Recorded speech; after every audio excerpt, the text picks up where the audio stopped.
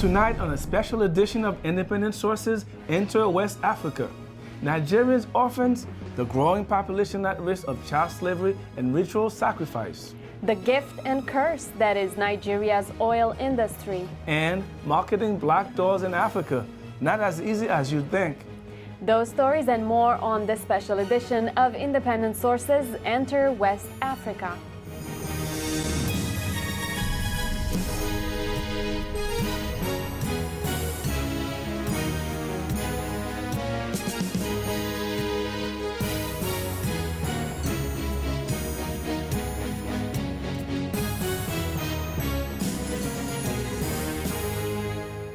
Welcome to Independent Sources. I'm Abby Ashola. I'm Gary Pierre-Pierre. And I'm Viano Ravinka. Last week, we began our two-part special Enter West Africa by focusing on Ghana. Tonight, we'll travel to West Africa's most populous nation, Nigeria. With a population of more than 150 million people, Nigeria has earned the nickname the Giant of Africa. It's been cited as one of the fastest growing money markets on the continent. It also boasts a highly developed financial services sector and has one of the largest telecommunications markets. Nigeria's real wealth lies in its natural resources, including tin, iron ore, coal, and the massive stores of oil along the Niger Delta. However, years of political instability and economic problems caused by greed and government ineptitude have led to a mismanagement of that precious resource. That's left many observers wondering if the country can ever completely live up to its moniker. One of the biggest challenges Nigeria faces is its skyrocketing orphan population. There are more than 7 million orphans and vulnerable children in the country. In 2007, Nigeria's President Goodluck Jonathan announced a multi-billion-dollar plan to fix the problem, but that's had little to no effect. I took a closer look in this profile of two young Nigerian siblings who have sacrificed their lives to take care of more than 30 orphans and foster children. Joy Idris always has her hands full here at the Oyiza Orphanage in Ibadan, Nigeria. The 25-year-old lives here and runs the facility along with her 27-year-old brother Ige. While most young adults their age are out exploring life, they've accepted the responsibility of taking care of 38 children, including babies and teenagers. Sometimes I meet people who say, "What are you doing there? What do you mean? You're a big girl. Go out there, hand over the vision to one old woman and live your life." So it's challenging because I don't have my time to myself. It's a challenge her mother, Dr. Oyiza Adenuga, first welcomed when she started the orphanage back in 2006. 1 year later, Dr. Adenuga fell ill and died suddenly. Joy and Ige didn't hesitate to continue their mother's mission, even if it meant forfeiting college. Who knows what these children might become tomorrow? So I and my sister have to sacrifice our lives so that the children will cater for the children within our limited capacity. Oyiza Orphanage is just one among a growing number in Nigeria that is trying to address the country's ballooning population of helpless children. In 2010, Nigeria's President Goodluck Jonathan announced that there are over 7 million orphans and vulnerable children in the country. That's almost half the child population here. Back in 2007, Nigeria's government launched a detailed $1.6 billion plan of action to address the issue, but little has been done since. I know that in the last few years, this may sound totally pathetic, we have provided them, not even all of them, with at least 50 to 100,000 naira, right, periodically. And when I say periodically, I'm talking like biannually, which is close to nothing. 100,000 naira works out to be less than about $700 spent locally here in Oyo State, where Oyiza is based. It's a drop in the bucket when you consider the size of the problem. Here at Iwa Road in Ibadan, you'll find some of Nigeria's 7 million plus orphans and vulnerable children hawking food items and begging for money. Children exposed to the streets are prime targets for child traffickers and kidnappers. The dangers don't stop there. Some of the teenagers, they get impregnated by the street boys. And the one that are made among the children that are hawking on the street, they come in contact with those street children by engaging them in taking Indian hemp, smoking weed. Ige says it's a daunting issue, so he and Joy focus on the children they've taken in. With little help from the government, they survive mainly on the goodwill of generous Nigerians. There was a time there's no food, nothing. These kids were crying, holding on to me, "Mommy, no food," and I was like, what am I going to do? I was crying. But there's always a way out. Sometimes when we got to that very critical stage, somebody will just come in. It may be very small, but that moment it will meet that need. Joy has found some stability in this whirlwind mission. She recently returned to school where she just completed her second year in a 5-year nursing program. Ige says he will start school again once Joy is finished. In the meantime, he continues to alter his personal life for the sake of the children. I have a fiancé. I'm preparing to get married. Like I tell my fiancé, you marry me, you marry the kids before marrying me. For Independent Sources, Abby Ishola.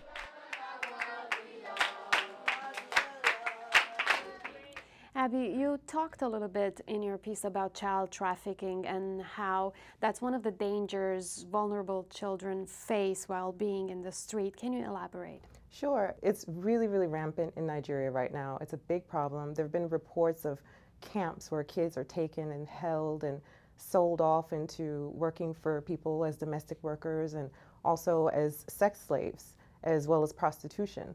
And there are also cases of children that have been taken and used for rituals. So there's a lot out there about child trafficking in terms of news and in terms of things that have been, rectified.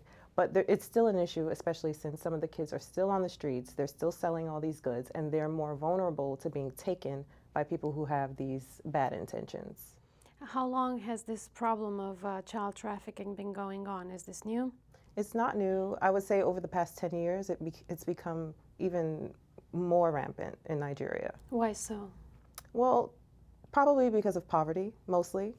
When families are not, doing well in terms of money, a lot of the kids are forced out into the streets to sell goods, and they are more vulnerable to being taken from by people who don't have good intentions. You mentioned in the piece that the government has only spent about the equivalent of $700 towards orphanages in that town. Can you talk more about that? What is the government exactly doing?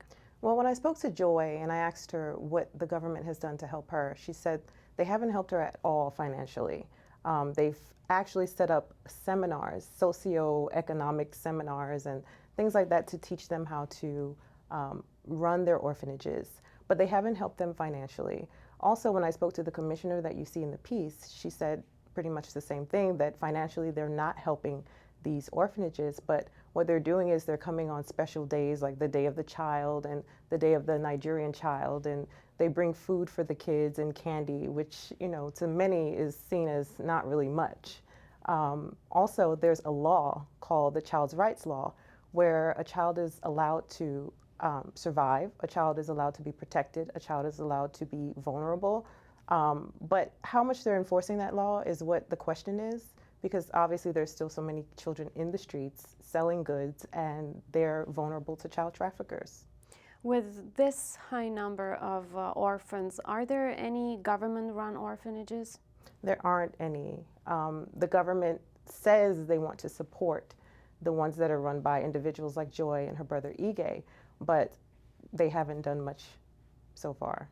Is there any initiative or talk on the part of the government in regards to the child trafficking issue? Well, there's that $1.6 billion initiative that I mentioned in the piece that the government was supposed to have had set up over the course of 5 years. And by 2010, certain things were already supposed to be in place, but they really haven't done much of any of that. In that plan, they were supposed to provide protection for children that are on the streets. They're supposed to educate the public on these children that are on the streets. And they're also supposed to support the initiatives like Joy's and other orphanages run by individuals. But none of that has been done. What about adoption? How is adoption being handled in Nigeria? Well, in Joy's case, all of the children that she has, none of them are eligible for adoption because they all have family members and parents that basically still come by and see them, so they don't want them adopted out. Joy, there are cases with the kids that Joy has that their parents haven't come by to see them in years, but she keeps them just in case their parents come back. As far as adoption goes in Nigeria, they have strict rules. Like in certain states, there are age requirements. You know, some children have to be 21 years younger than the person that adopts them. If, let's say, a couple or an individual from the United States wants to adopt a child in Nigeria and bring them here, they have to get consent from the US government. So they have pretty strict rules. Abby, Shola, thank you very much for this amazing report. Thank you. Still to come on a special edition of Independent Sources, the curse of black gold on the Niger Delta.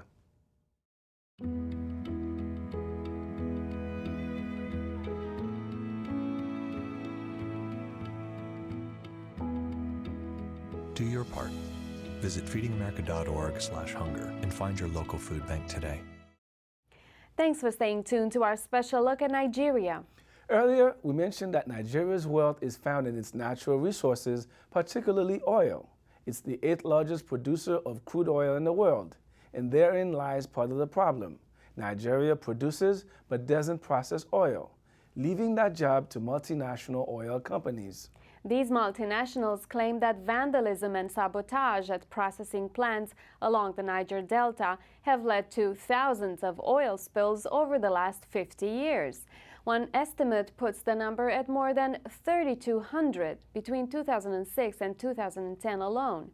However, some environmentalists contend that it's plain mismanagement by these companies that has led to perhaps one of the greatest ecological disasters in the planet's history. I spoke with Nimo Basi, a Nigerian activist. He's been fighting to get the world to pay attention to this ongoing assault on the environment. Nimo, in the last 50 years, from what I've read, there's been about 500 million gallons of oil spilled in Nigeria, in the Delta region. And to an American perspective, it's about 1 Exxon Valdez a year. So that's quite a bit, and that was America's worst oil disaster. Now, what's happening in Nigeria now? Is the situation getting better or is it getting worse? Well, so much oil has been spilled in the Niger Delta, as you rightly noted. But of late, we're having massive incidents offshore, just off the coast of Nigeria. On 20th December 2011, we had an oil spill at Shell's Bonga floating station. They claimed 40,000 barrels of oil were spilled, but we believe much more happened. In January this year, Chevron had an accident in the offshore gas rig, and that fire went on for over a month before they started drilling the relief well, and then suddenly the fire went off, and Chevron does not know why the fire went off. And this is really challenging to them and troubling to the local communities, because it means that even though the fire has gone off, gas may still be leaking in the ocean, poisoning the ecosystem, destroying the fisheries on which the people depend. And then we've had incidents of oil spills that happened in Ogoniland, where Shell stopped operations in 1993, and nothing has been done to clean the spills. We had this report done by the Environmental Department of the United Nations Environment Program. They assessed the environment of Ogoniland, and they came out with very disturbing results. Give us some highlights of those results. Yeah, from that report, we got to know what we had always suspected. Okay. What the Len Kensal-Wiwa, who was executed in 1995, had complained about. They told us that all the water bodies in Ogoniland of the Niger Delta are polluted. In some places with benzene 900 times above World Health Organization standard. And then the land itself, in some places, polluted to a depth of 5 meters. That's almost 15 feet. So you have a situation where people live constantly in pollution. They drink polluted water. The land in which they cultivate their crops are polluted. So 50 years of oil extraction in Nigeria has meant destruction of the ecosystem, of the oil fields, the communities, and it's also meant some kind of other forms of destruction for the general Nigerian environment. What is the government doing about this? This is a scandal. Yes, when we talk about those who are causing the pollution, as we mentioned, the corporations, whether Chevron, Exxon, Shell, those are the major, they're the major players, okay. and the Ajib company from Italy and Total from France. All the players are there. They're making heavy profits because they don't care about the environment or the people. Now, the Nigerian government is complicit in all this because the oil companies operate in joint partnership with the government. The government makes up to 90% of its revenue, especially foreign exchange, from the oil sector. And because they depend on the oil sector for so much money, government is more or less incapable or unwilling to regulate. The laws are not being enforced, and government agencies who ought to regulate the sector are not doing what they ought to do. What about environmentalist groups? Aren't they involved in Nigeria trying to really push the government? Because, okay, we can understand the government has some reluctance to really do something about this because we're talking about Nigeria now, but the ocean is not limited to Nigeria. Some of these pollutions are going to come our way, and so what's happening? You're right. There are no political boundaries to the environment. So actually, environmentalists in Nigeria work with local communities, are pressing the government very hard to take action to hold the corporations accountable, to hold itself accountable, so as to begin to remediate, to reduce the pollution, to clean up the mess. And this has been a very intense struggle for some time now. You've had all these Occupy movements, and I know Nigeria has had its own Occupy Nigeria. What role is that organization playing in addressing this problem? The Occupy movement was very spontaneous in Nigeria. And the interesting thing is that after years of resistance to the military, the military were kicked out of power in 1999. After so many years of struggle against the military, people had gotten tired of organizing. People were weary. They just wanted to live their life. But suddenly, government made it impossible for people to live. And then this brought people together. People were on the street before anybody could organize them. But when you hear about the labor, strike by the labor, and all that organizing, this came after the people are taking the initiative. And this is interesting thing about the Occupy movement.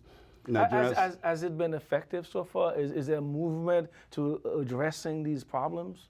Exactly. I think we couldn't have had a better way to kick off a real resistance on the ground. And since that time, there's been a lot of analysis, a lot of connections between people, between groups, using the social media. Nigerians are talking, and we're seeing probes in the National Assembly, in the legislature right now, in the Senate, in the House of Representatives. And now the pressure is building on to be sure that those probes are not just political shows, but that people are actually held accountable. And this couldn't have happened if we didn't have that kind of inspiration from this movement. When you were describing the situation earlier, you talked about the human toll, the health problems, that we can imagine. Can you elaborate a little bit more on that? Like, what kind of health problems are we seeing in that region or across Nigeria? You have cancers, leukemia, blood disorders, you have bronchitis, asthma, skin diseases, and when some oxides in the gas mix with moisture in the atmosphere, they come down as acid rain, they destroy the roofs, they destroy the crops. And so you're having people having all kinds of tumors in the Niger Delta, birth defects, all kinds of diseases that you may not find elsewhere in the country. Isn't that a burden on the government from a public health standpoint? It is a big issue, and our president comes from that region. Any other countries, there would be so mea culpa, we're sorry, going to address this problem. Are they addressing this problem? Now, the oil corporations have only acted in very cosmetic ways, and they're doing this because the government is yet unwilling to hold them to account. The population have tried going to court over many issues for human rights. There are cases going on internationally. There's a case in the United States about the executions of 1995. We have a case going on against Shell in the Netherlands for pollution in 3 communities in the Niger Delta.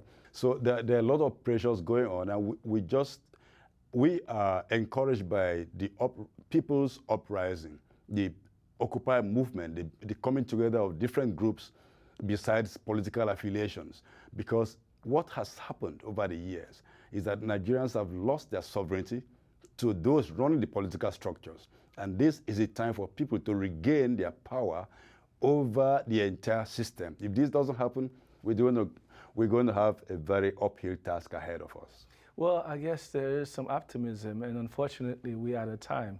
Nemo Bassi, thanks for joining us. My pleasure. When we come back, even in Africa, black isn't always seen as beautiful. And bootlegged Nigerian Hollywood films are big business in New York City.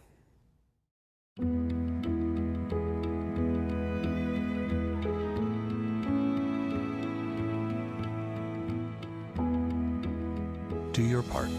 Visit feedingamerica.org/hunger and find your local food bank today.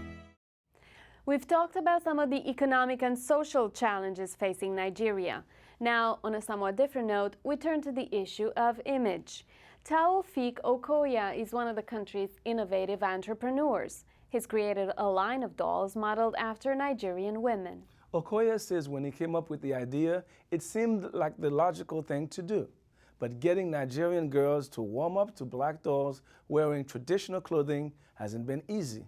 Abby talks to Okoya about marketing the concept of black beauty.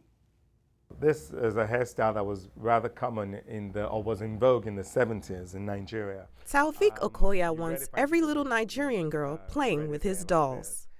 Meet Nneka, Aziza, and Wura Ola from his Queens of Africa collection. They come complete with Nigerian names and cultural wear, unlike most dolls sold in the West African nation. The Queens of Africa dolls actually was the initial concept. And that came about when I was looking to shopping for dolls for a cousin or a niece of mine.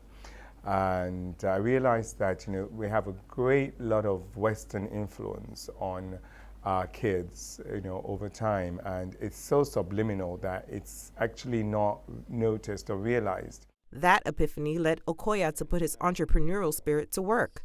In 2006, he paid to have the dolls molded in the likeness of women from the 3 major ethnic groups in Nigeria: Igbo, Hausa, and Yoruba, each with different skin tones. So far, Okoya, the son of a wealthy Nigerian businessman, received more support from the Nigerian press than he has from Nigerian girls. How are consumers responding to your line of dolls? So far, I'm not impressed with where we are in terms of sales. When Okoya began researching the market, he found that girls either resisted the Queens of Africa or gravitated to the Nneka doll, which has the lightest complexion. You'd find that what they find acceptable is most of what they see on TV. The Britney Spears, the Paris Hiltons, and all the likes of them, the Kim Kardashians and all that. And they're longing to want to be like that. Okoya's issue is reminiscent of the doll experiment used in Brown versus Board of Education, the U.S. Supreme Court case that led to the desegregation of schools in the 1950s.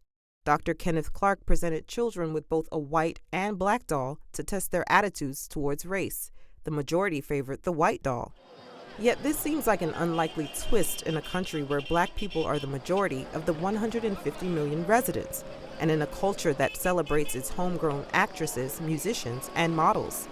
In yet another case of irony, Okoya has had a hard time reaching the local market because he purposely made his Queens of Africa more affordable than foreign dolls. Some people back here think it's a status thing. Why should I buy that when I can afford to buy, the High School Musical or the Barbie dolls that cost $14,000 when this costs under $1,000? Oh, that's for people that can't afford to buy these ones. You get that kind of attitude from some parents too. Rather than give up, Okoya reset his vision. He created a line of motivational comic and storybooks written about some of the most influential women in Nigeria's history. He also has plans to launch an animated series to build a more interactive experience with the dolls. Since the dolls can't speak for themselves, his hope is that the reading material gets his message across.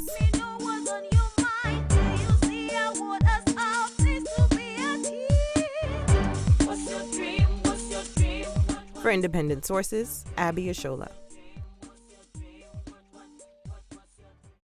Finally from us tonight, in Nigeria, the movie industry is booming, so much so that it's got its own name, Nollywood, or Nigerian Hollywood. In New York City, the popularity of Nigerian films continues to grow, and not only among Africans. Here, wholesalers and retailers of African films on DVD are turning a greater profit each year. But now, the DVD market is being flooded with counterfeit copies, bootlegs that are hurting legitimate businesses here and in Africa, while robbing the city of millions of tax dollars. Judith Escalona filed this report.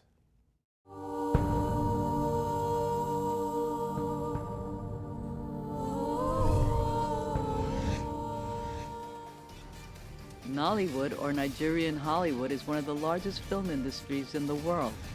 The sector averages 200 movies a month and grosses an estimated $500 million a year. Its rapid growth in the past 3 decades is the result of advances in video and computer technology. But that technology has been a mixed blessing. Every year, counterfeit DVD copies and illegal web streaming siphon off millions of dollars. The hard work of a producer, the hard work of a director, the hard work of an actor is going to waste. Executive Image African Movies is one of the major wholesale and retail distributors of Nigerian and other African films in the U.S. Muhammad Ali is its manager. We primarily focus on Ghana and Nigeria. The reason why Ghana and Nigeria will mostly, be popular in this industry is because they are English-speaking countries. And then in America here, everyone speaks English. The U.S. market consists of an African immigrant population that is Anglophone, such as Nigerians and Ghanaians. Africans and Caribbean islanders who want to learn English are also buyers. Ali was recently surprised by a more hidden emerging market. I was thinking that only Africans watch these movies, but little did I know that we had a whole bunch of people, like different races, that watch the movies. I'm talking about Spanish people. I'm talking about African Americans. I'm talking about white people.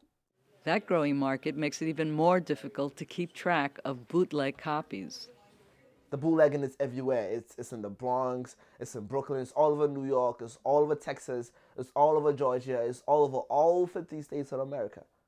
In Brooklyn, Michael Vecchione heads the racket division of the Brooklyn DA's office. It recently cracked down on bootleg copies, confiscating them from small neighborhood variety shops. Many stores in the Crown Heights section of Brooklyn and the East Flatbush section of Brooklyn had been selling bootleg videos.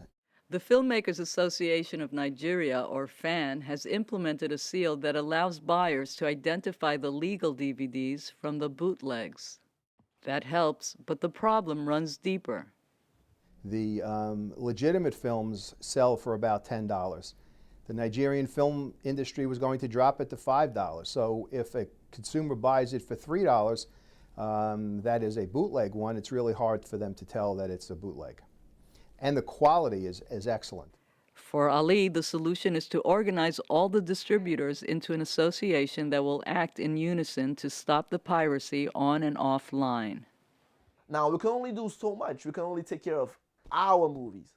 But then if every other house is doing the same thing on their products, then you could see that we can literally shut down all bootleg houses fighting together as a unit.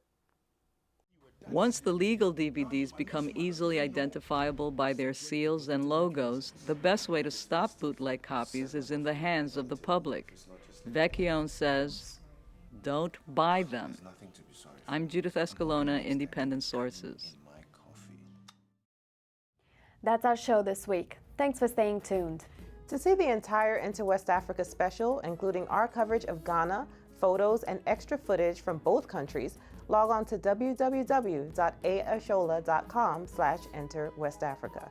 Until the next time, be independent-minded.